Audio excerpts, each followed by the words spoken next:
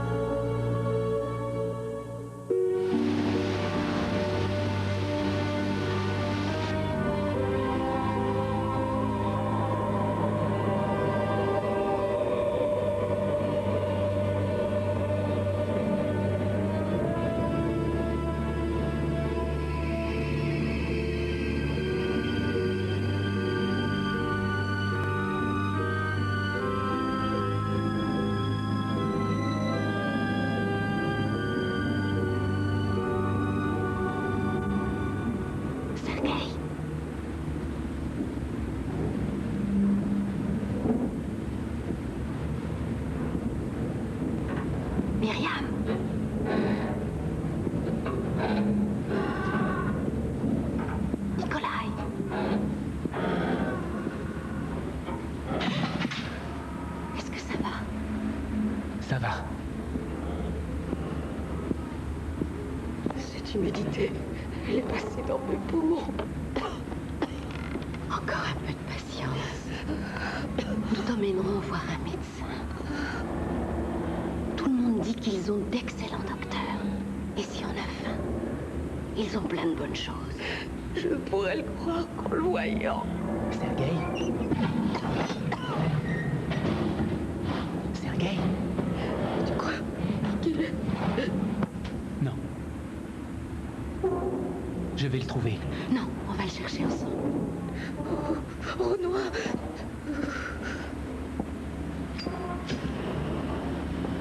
Suis-nous.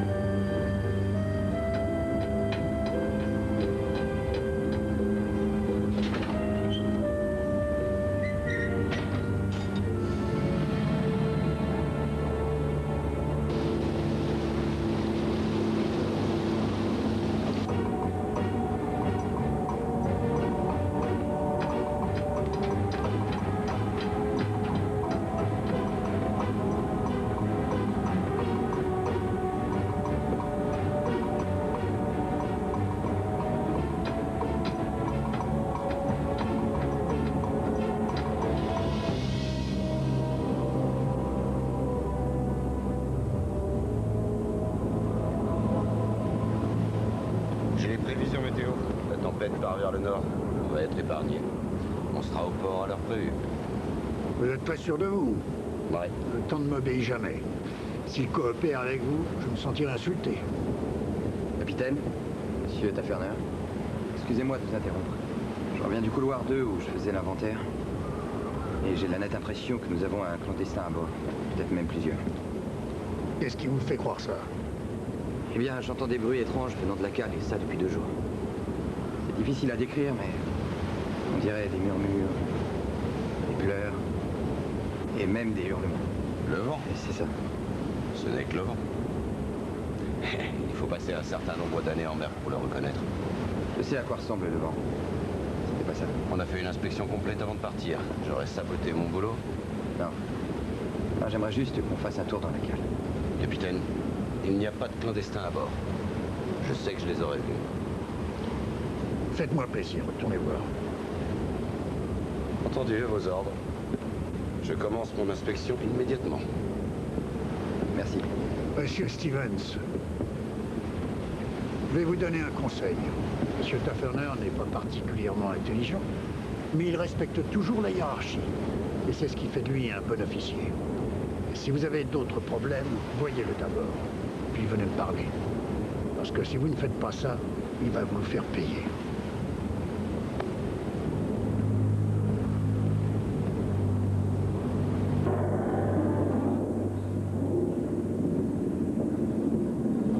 Qui d'autre? Thaddeus et Vasek. Le vieux et le faible. Je suis vieille. Je vais rester ici. Éloignez-vous le plus possible de moi. Je ne veux pas te laisser seule. Il n'y a rien d'autre qu'on puisse faire.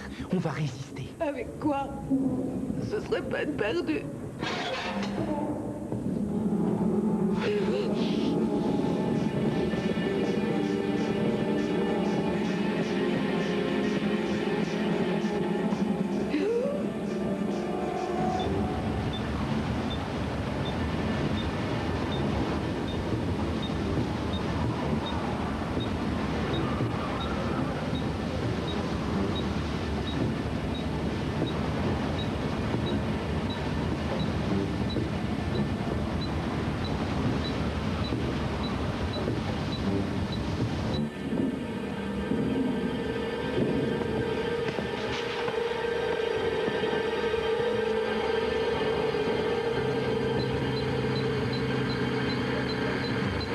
Qu'est-ce que vous venez de faire ici?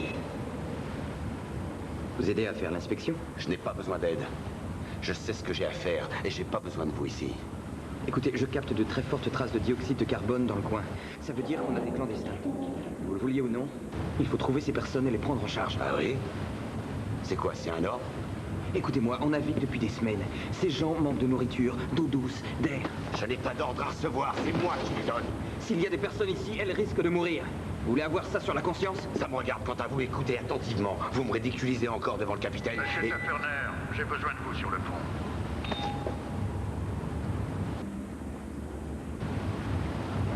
Vous avez de la chance. Vous n'êtes plus de service pour le reste de la nuit.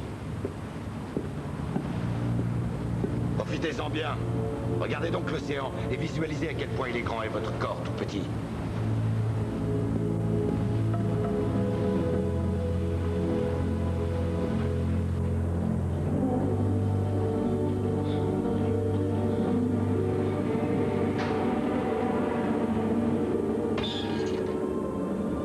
Monsieur.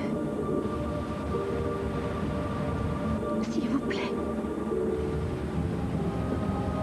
Monsieur.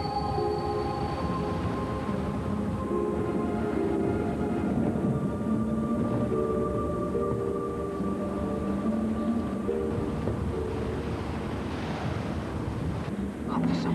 D'accord, je vous vois. Combien êtes-vous là-dedans? On n'est plus qu'une dizaine. Peut-être moins.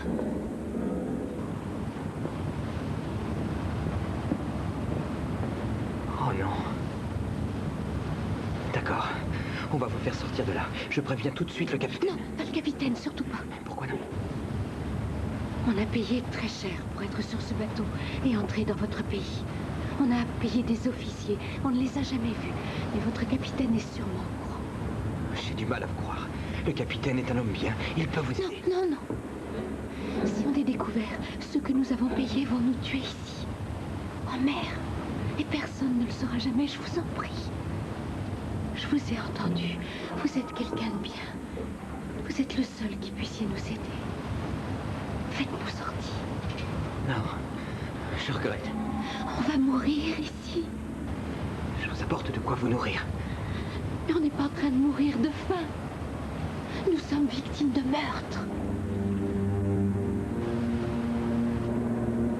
Qui ferait ça?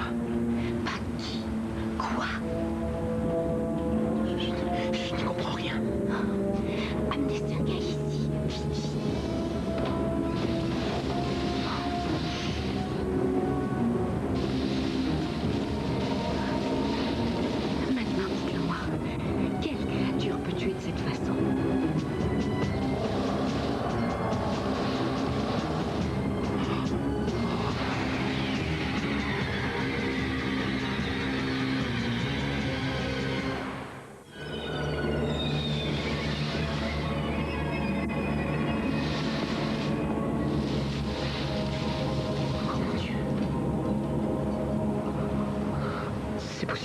C'est possible qu'une personne ait perdu la tête, vous savez. Être enfermé dans une boîte pendant des mois, ça peut rendre complètement fou.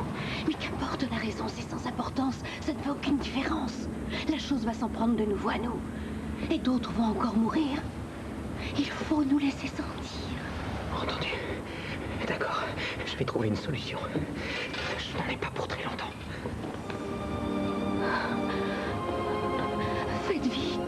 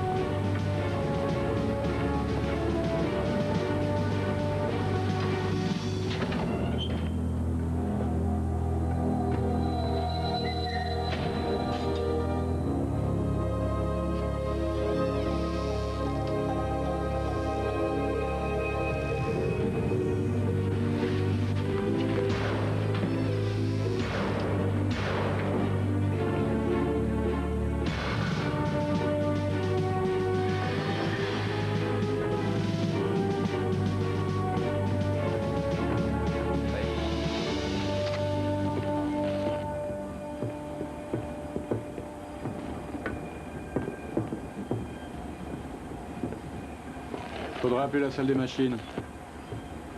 Oui, la pression tombe. Je ne sais pas trop ce qui se passe. Entrez. Capitaine? Monsieur Stevens, on est aussi verdâtre qu'une salade d'endives. Mal au cœur, ou bien autre chose? C'est vrai, je sais que j'aurais dû aller voir Monsieur Tafferner à propos de ça, mais... ça concerne les clandestins. Alors, c'est vrai? Vous en avez trouvé? Non. Mais je voulais juste, suite à notre discussion de tout à l'heure, savoir ce qu'il faudrait faire au cas où. Eh bien, la loi dit que nous devons en avertir l'immigration au moment où ces personnes sont découvertes. Ensuite, les clandestins sont remis entre leurs mains à l'arrivée. Vous voulez goûter? Je ne bois pas. Moi, si. Ça, c'est du Priscanta. C'est un brandy à base de baie de genièvre. C'est slovaque. Dur à obtenir. Affreusement cher. La meilleure façon de dépenser mon argent. Ma femme vous le dirait. Quand on est seul en mer, il n'y a que soi qui puisse répondre à ses propres interrogations. Il est donc probable que le mieux à faire serait d'envoyer sa paix à sa femme. Mais c'est là le hic, monsieur Stevens. Quand on est sur l'eau, on est forcé de faire seul la frontière entre ce qui est juste ou non. Et faire le choix du bien, et uniquement du bien. Ça exige du courage. Vous avez du courage, dites-moi, monsieur Stevens. Je pense que j'en ai. J'ai toujours préféré me montrer malin.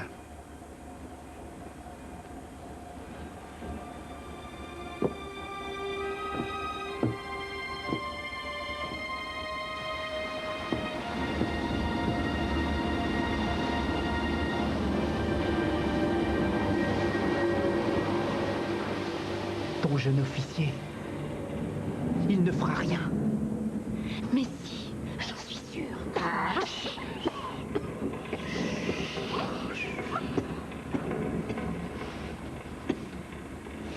Ce qu'il faut qu'on fasse, c'est survivre encore un peu de temps.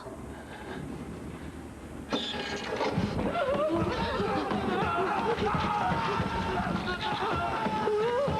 n'est rien, ce n'est rien.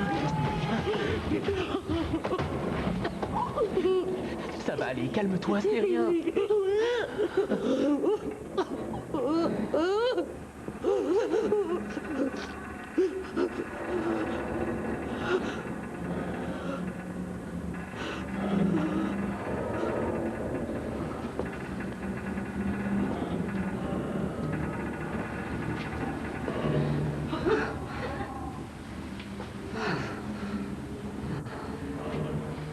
Mais Myriam! Attends, elle veut se montrer altruiste. En fait, elle est stupide. Je vais la chercher. Non! Tu attends ton jeune officier. Je n'en ai pas pour longtemps. Je te le promets.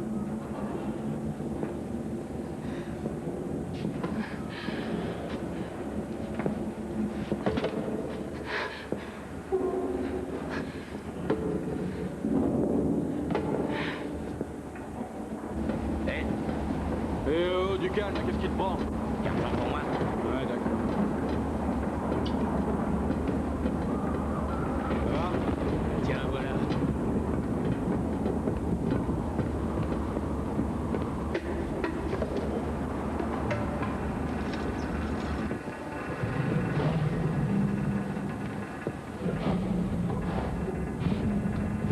Myriam. Nikolai.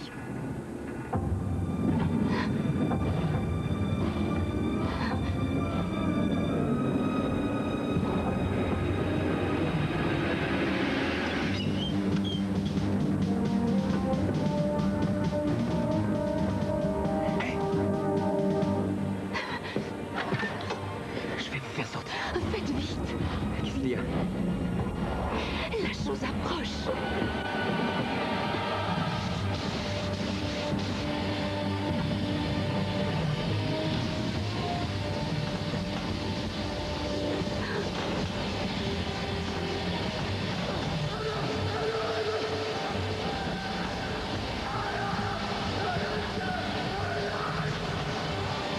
Elle se rapproche.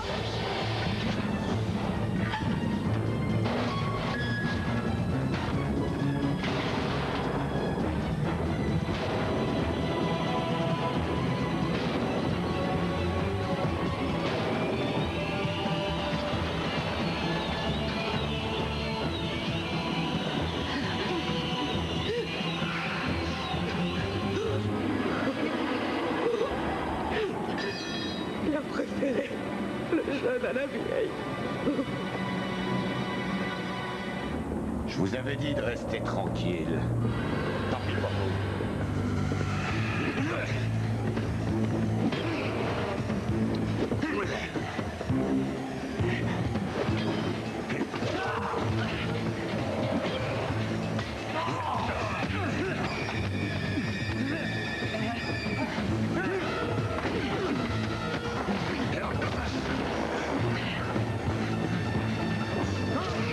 Stevens, que se passe-t-il? Il y a des clandestins dans ce container.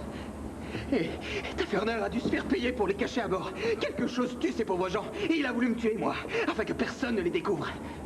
Monsieur Taferner. Ma part.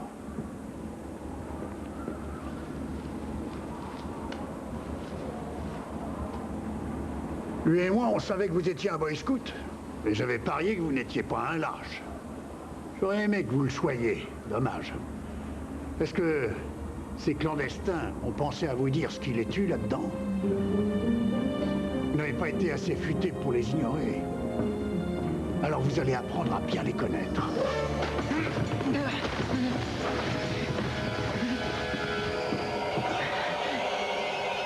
Ce sont des cocoslocs. Ils ne sont pas entièrement humains. Les tsars s'en servaient pour terroriser les paysans. La mafia russe s'en sert comme assassin. Elle paie des sommes colossales pour les embarque. Oh non! Le seul problème est que le voyage est un peu trop long et que la faim les tenaille. Et fait regrettable, ils ne se nourrissent que de viande, y compris la leur. Non! On en perd toujours quelques-uns pendant le voyage. Non! Les trop faibles, les trop vieux. Et les trop stupides. C'est dans l'ordre naturel des choses. Les forts ont toujours l'ascendant sur les faibles. Pitié! Je voulais vous aider, moi! Mais vous le faites.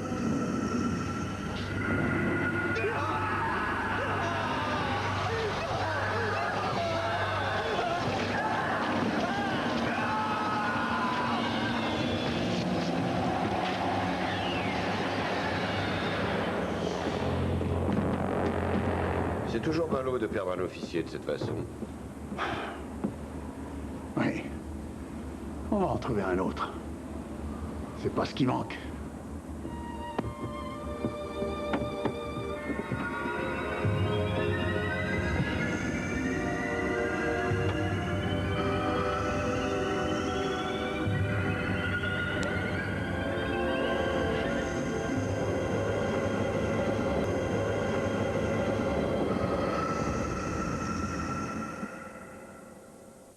On voit le monde à travers nos espoirs et nos désirs. Mais la dure réalité nous apparaît souvent trop tard.